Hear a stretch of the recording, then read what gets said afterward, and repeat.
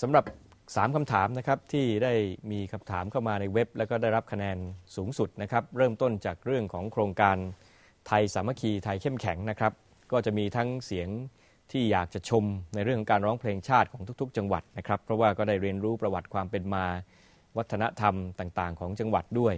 ขณะเดียวกันก็มีบางเสียงที่ก็มีการวิพากษ์วิจารณ์มานะครับว่ายังไม่ค่อยชอบโครงการนี้เท่าไหร่นักก็อยากจะเรียนอย่างนี้ครับว่าที่จริงแล้วในช่วงระยะเวลา 2-3 ปีที่ผ่านมาเนี่ยบ้านเมืองก็มีความขัดแย้งอยู่พอสมควรนะครับเราก็พยายามคิดถึงกิจกรรมที่พี่น้องประชาชนจำนวนมากเนี่ยสามารถที่จะมารวมตัวกันนะครับทำในสิ่งที่จะหลอมรวมจิตใจให้เกิดความรักชาตินะครับแล้วก็ได้นึกถึงสถาบันหลักของชาตินะครับแน่นอนครับก็งานอย่างนี้ก็จะมีทั้งคนที่เห็นว่าเป็นเรื่องที่ดีแล้วก็มีคนที่เห็นว่าอาจจะไม่ได้เป็นประโยชน์เท่าไหร่นักก็เป็นเรื่องปกติธรรมดานะครับแต่ว่าจากการที่เราได้ติดตามนะครับหลายคนครับก็ได้มีโอกาสมาร่วมกิจกรรมในหลายจังหวัดผมก็ได้ไปพบปะสอบถามแล้วก็สังเกตจากตัวเลขนะครับที่เพิ่มขึ้นค่อนข้างมากนะครับเมื่อเราทำโครงการนี้ไปก็คิดว่าเป็นโครงการหนึ่งซึ่งได้ทำให้มีการปลุกจิตสำนึกของพี่น้องประชาชนในจังหวัดต่างๆได้โดยเฉพาะอย่างยิ่งนะครับก็คือสำหรับเด็กๆเยาวชนที่ได้มีโอกาสมาร่วมครับเพราะต้องยอมรับว่าระยะหลังนั้นเรื่องแบบนี้เนี่ยเราก็ละเลยกันไปพอสมควรนะครับเพราะฉะนั้นก็จะมีการดำเนินการโครงการนี้ก็จะเสร็จสิ้นในวันที่4ธันวาคมนะครับก็คือครบทุกจังหวัดนะครับแล้วก็หลังจากนั้นก็จะมีการรวบรวมจริงๆปัจจุบันก็มีการรวบรวมนะครับเผยแพร่ภาพที่มาจากทุกจังหวัดด้วยแล้วก็ต่อไปก็คงจะมีการใช้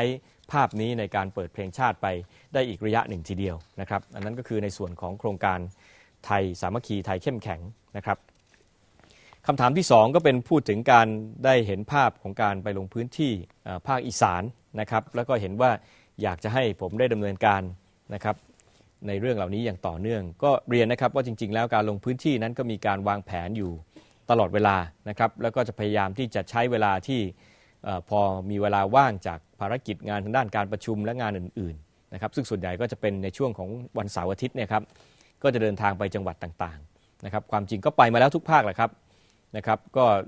สัปดาห์ที่แล้วก็เพิ่งไปที่สุโขทัยพิษณุโลกพิจิตร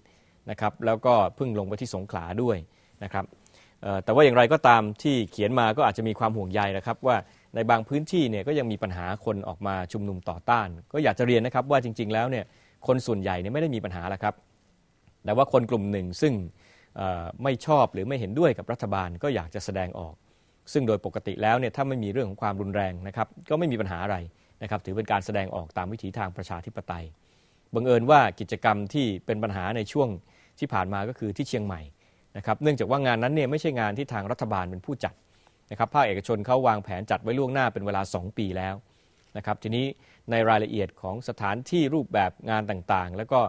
เนื่องจากมีการประกาศที่จะชุมนุมเคลื่อนไหวแล้วก็มีบางส่วนเนี่ยถึงขั้นกับขู่ที่จะใช้ความรุนแรงนะครับในที่สุดเนี่ยภาคเอกชนเขาก็เห็นว่ามันไม่คุ้มนะครับเพราะว่าเขาเชิญให้ไปเนี่ยก็ต้องการที่จะให้เกิดบรรยากาศของความเรียบร้อยแต่ถ้าหากว่าไปแล้วมันมีเรื่องยุ่งยากนะครับซึ่งผมเองผมก็เชื่อว่าถึงผมไปเนี่ยก็ปลอดภัยครับไม่มีปัญหาแล้วครับแต่อาจจะมีการปะทะกันระหว่างผู้ชุมนุมกับทางตำรวจเพราะประเมินกันว่าอาจจะมีคนออกมาก็เป็นหลักพันนะครับก็สามารถที่จะปะทะกันและมีความรุนแรงเพราะว่ามีเรื่องของอาวุธนะครับเพราะก่อนหน้านี้ท่านรัฐมนตรีว่าการกระทรวงการคลังเดินทางไปที่เชียงใหม่ก็มีการจับกลุ่มกันนะครับเนื่องจากมีการพกปืนมีการเอาอาวุธมานะครับซึ่งถ้าเกิดเหตุการณ์อะไรขึ้นเนี่ยก็เท่ากับว่าเป็นการทำให้งานของทางภาคเอกชนเขาเนี่ยล้มเหลวไปโดยปริยายนะครับเพราะว่าก็จะเป็นส่วนที่ไปกระทบกับเรื่องของบรรยากาศการลงทุนและการท่องเที่ยว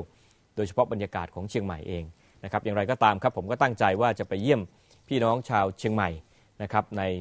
อีกไม่นานนี่แหละครับแต่ว่าก็จะเป็นกิจกรรมที่ทางรัฐบาลเนี่ยจะเป็นผู้จัดและก็ดำเนินการนะครับเองคำถามที่3นะครับก็เป็นเรื่องของบทบาทของอาสาสมัครนะครับที่จริงแล้วที่เขียนเข้ามานั้นก็คงจะเป็นการพูดถึงว่าทำอย่างไรที่จะให้อาสาสมัครมีบทบาทมากยิ่งขึ้นนะครับความจริงอาสาสมัครที่มีบทบาทมากแล้วก็เราก็ได้ให้การส่งเสริมสนับสนุนชัดเจนเนี่ยก็จะคือกรณีของอาสาสมัครด้านสาธารณสุขคืออสม.นะครับแต่ว่าก็จะมีกลุ่มอาสาสมัครอื่นๆนะครับซึ่งร่วมงานกับรัฐได้เป็นอย่างดีนะครับเช่นอพปรนะครับแล้วก็กลุ่มอื่นๆจริงๆแล้วเนี่ยองค์กรของภาคประชาชนนะครับสามารถที่จะเคลื่อนไหวได้อย่างเต็มที่อิสระนะครับแล้วเราก็จะเชิญชวนในทุกโอกาสรวมทั้งการที่จะมาตรวจสอบ ในเรื่องของการงบประมาณในเรื่องของการเลือกตั้งนะครับสามารถที่จะจัดตั้งขึ้นได้นะครับแล้วก็รัฐธรรมนูญก็ดีกฎหมายต่างๆก็ดีปัจจุบันเนี่ยก็เอื้อให้ประชาชนมีส่วนร่วมนะครับผมก็กำลังดูครับว่าจะมีการผลักดันกฎหมายเกี่ยวกับการมีส่วนร่วมของประชาชนในระดับท้องถิ่นมากยิ่งขึ้นด้วยนะครับก็คาดว่ากฎหมายนี้จะเสนอเข้าสู่สภาได้ในปีหน้า